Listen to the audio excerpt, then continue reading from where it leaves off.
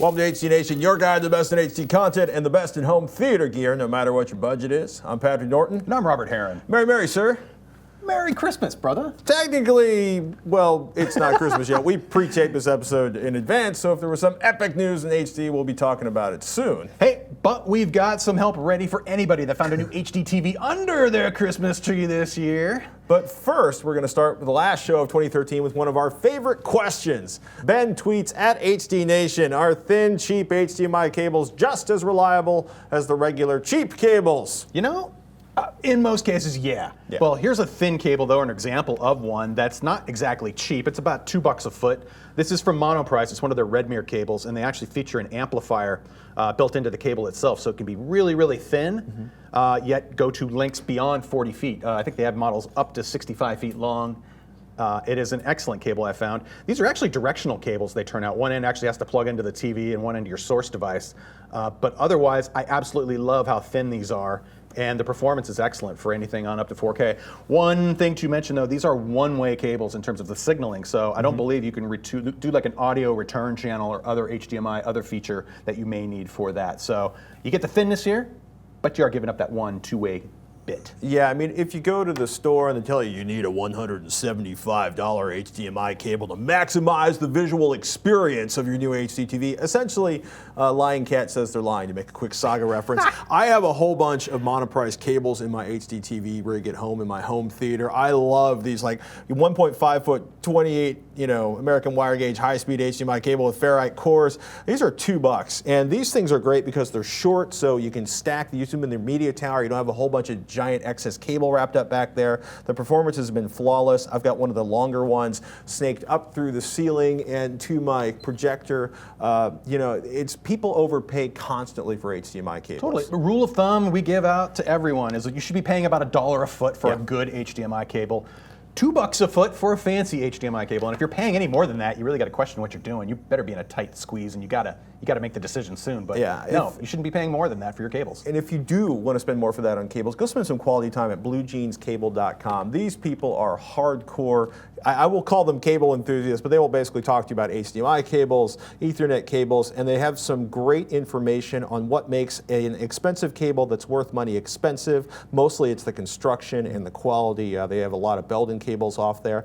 And I've even seen them actually have American assembled cables available for sale on there. The cables can be manufactured here. It's usually the termination of the ends is usually done elsewhere.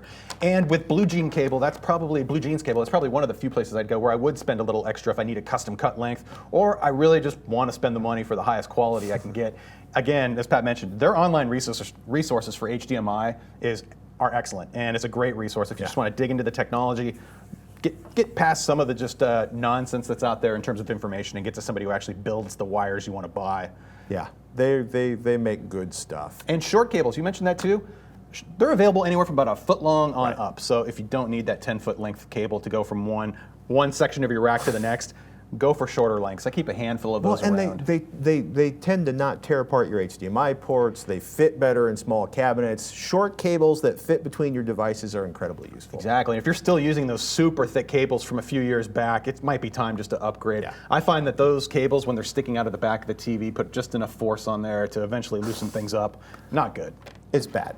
So you got a new HDTV and you want to get a great picture without a lot of hassle. It is time to find a picture preset that works for you. Mr. Heron, what do you recommend? Now this is assuming that you've already gone through the TV's basic setup, and what you're going to look for is the remote control, and you're going to dig into the TV's menus, and ideally you'd have a remote that features a button right on the front here that has something like picture preset or picture mode, and that would give you direct access to what the manufacturer built basically as these presets for different viewing environments. Now, these are usually located within the TV's picture control menu, and on this TV, I'll get into settings real quick.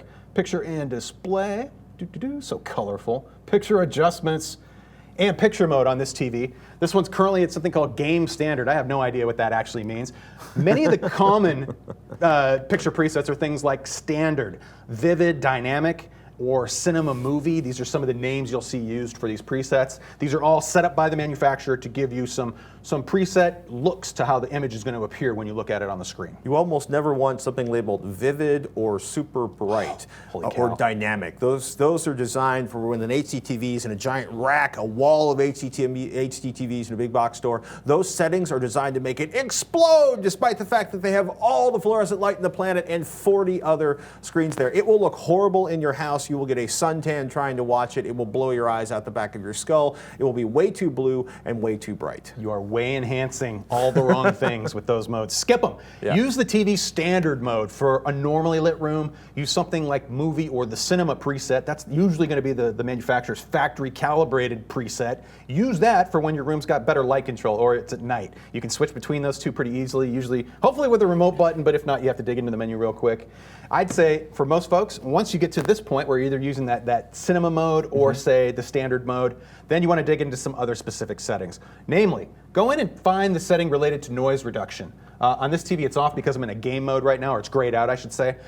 Generally speaking, you do not need any form of noise reduction. The video noise, it could be either static from an analog signal, which most of us aren't dealing with anymore, or more commonly nowadays, it's going to be something like MPEG compression. Basically, when you have compression artifacts on the screen related to that technology, the TV can help blur some of those compression artifacts, but it may also end up blurring some of the detail. That's why I just suggest just simply turn it off. I would rather see the flaw in the picture, knowing that that's part of the signal, than me having the TV trying to mask that and potentially degrade image quality further. Yeah, noise reduction, at its worst, noise reduction can do things like try to wipe the grain out of cinema films, movies that were shot on film. Any little thing. Yeah. Or even worse is like when we deal with something like sharpness. I always say just turn sharpness to 0. That may or may not be the proper thing to do. On most TVs, it's okay just to turn sharpness all the way down because it also does an enhancement by adding edges to either a light or dark object. In the case of, like, say, static on the screen, or if there's grain in the film, if you turn the sharpness way up, every little bit of grain is going to get an edge artifact, and suddenly it looks like a snowstorm, and that is not accurate imagery. Sharpness should not add, well, you don't want it to add anything to the signal that's not already there. So there are some TVs that don't respond well to sharpness being set to 0. Yeah, that's true. It's a blanket statement I made about just turning it all the way down. Specifically, I've seen sharp televisions. When they get to about 4 is where most TVs are at 0. You get no additional enhancements, but you still get a perfect picture quality. On sharp TVs, at least the most of them I've seen, if you drop it down all the way to 0, the picture actually does become blurry, and that is definitely not something you want. So if you turn it all the way down and the picture suddenly just drops into a clearly blurry state, undo that. Move it up as few spots as you can to return that little bit of sharpness, but for goodness sake, don't crank that thing up. That is not the setting to crank up. Overscan. No, overscan's the other one we talk about frequently. This is simply the size of the video picture as it's displayed on the pixels of the TV itself. And you don't want it to you don't want the video picture to go beyond the edges of the TV. You want the TV to show every pixel of that video picture. So go in and change it, and it's usually going to be not under the picture settings, but probably under screen settings on most TVs. Or if you're lucky, you're going to have a button right on the remote that's called P size or picture size that allows you just to simply tap it a couple of times and get it right into where it should be, which is 0% overscan. Now, I am seeing on most TVs you buy nowadays, the default will be 16:9 picture size. That sounds right, and it is at least a 16:9 image, but it's overscanned about 5%. And what you need to do is usually switch it into something they're calling nowadays just scan, just fit, or pixel for pixel. Pixel for pixel. Screen fit is another popular one I'm seeing a lot. That's where you get it into that no overscan mode, all pixels being displayed from your video source, getting full detail. Because even a percentage or 2 of overscan will cut the video resolution in about half. You're going to lose half of that detail. Even though it might not look terrible, it could look better. Just know in the back of your mind that's what's going on the back end, and it's something to avoid. Now, when it comes down to other settings, once you get it set up the way you want, depending on how the TV's configured, I'd say either experiment with its built-in room light sensor for controlling how bright or not the image is. Otherwise, every LCD made nowadays has a backlight control. This is a direct control of the backlights, or in this case, the LEDs that are along the edge of the screen to turn them up or down. This does not, it should not and will not probably affect any other picture setting. So feel free to crank this up or down depending on how bright or not you want that picture to be. Likewise, say you've got your cinema picture preset going, but it's just a little too dark. use that to crank up the backlight a little bit to where it's comfortable for you. Likewise, if it's during the daytime and you're using your standard mode and it's still not bright, and maybe it's only halfway up in the backlight, crank it all the way up. That'll give you maximum backlight output, and that's a really great control. Don't confuse it with brightness. In most cases, brightness is usually controlling black level on the TV, adjusting how bright or dark the shade of gray is. In the case of the backlight control, it's specifically just how bright is the flashlight behind the screen, high or low, and that's a good way to do it. Finally, if you are using your TV's built-in speakers, plan for an upgrade eventually. We're talking an audio-video receiver that gives you all your inputs. You can use that as the center of your home theater experience, or even something simple like a sound bar. Your ears are going to thank you over and over for every movie you watch, and it's a dramatic improvement, even a basic upgrade. Even if you have some old speakers sitting around, think about repurposing them to get them into your home theater. Compared to what's built into the TV, it's almost always a better upgrade. Very few TVs I've seen have had better audio than what you can do externally. I will not argue even a little bit. Even a basic sound, inexpensive sound bar will almost invariably have better stereo audio than the television, and a full surround sound system and AVR and speakers is usually amazing.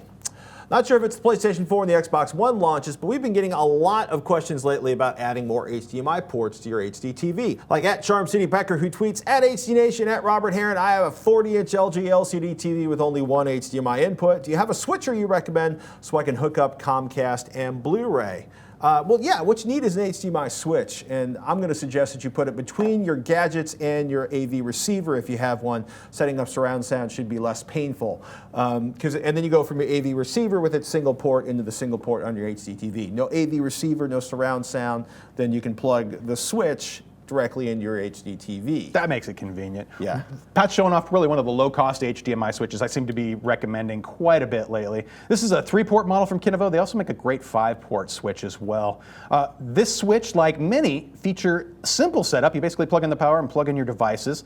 3 ports in, 1 port out to the TV. This is also power-based auto port switching to help automate your home theater rack. That means basically, in the case of your Comcast box, which is probably on all the time, you would plug that into port number 1, put the PS3 into port number 2. Whenever your PS3 would come on, it'll switch to that. When you turn the PS3 back off, it'll switch back to 1.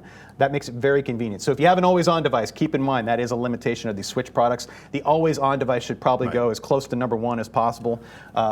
In most setups. It's one of the nice points where if you have a universal remote control, like a Harmony remote where it can set a whole chain of events, one of the things it can do is control your HDMI switch. $40 up at Amazon.com. And Monoprice is another example of a place where you can get switches really inexpensively. The 2x1 mini HDMI switch with optional power input. That one right below it though, that one with the pigtail on it, the 2x1, and right below it's a 3x1. Those are really popular as well. Simple design, and it includes the output cable. That's basically the part you would plug into the TV. That also features HDMI switching. I actually have one of those at home. And that's super simple if you just want to hang something behind the TV and have it go like that.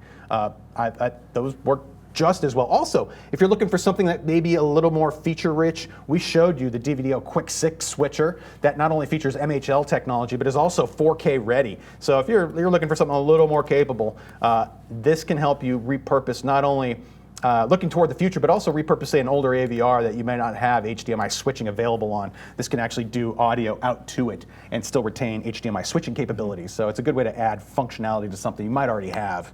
So let's say you're home, whether it's New Year's Eve or Christmas, and you can't get into the stores to get a decent movie, or maybe that television series you've been thinking about. We're going to give you a quick list of some of our favorite places to watch video online. And of course, as I look down at my screen, I'm going to say Netflix, people. Yes, they're a sponsor, but we love bulk watching TV series. And if you're looking for a place to catch up on Breaking Bad, Arrow, Justified, there's a long list. There's a bunch of great titles in there, not even counting the stuff that Netflix is starting to produce in-house. And of course, movies and an amazing collection of documentaries.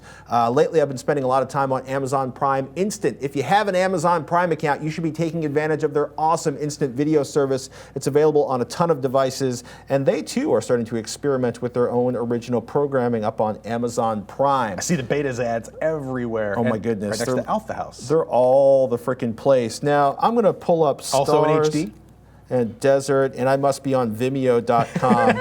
well, it's kind of funny. Right? Technically, this isn't movies or TV shows, but every so often I'll find myself sort of poking around on Vimeo, and I'll find some incredibly beautiful stuff that somebody shot, whether it's underwater footage or Star Singer, morning-directed music videos, crazy array of subjects, a lot of beautiful videos, kind of indie in spirit. It's good stuff. Possibly the exact opposite of indie in spirit. iTunes Store. If you're looking for the latest and greatest television and movies, it is probably on iTunes. And if you're an anime fan, you should be checking out Crunchyroll.com.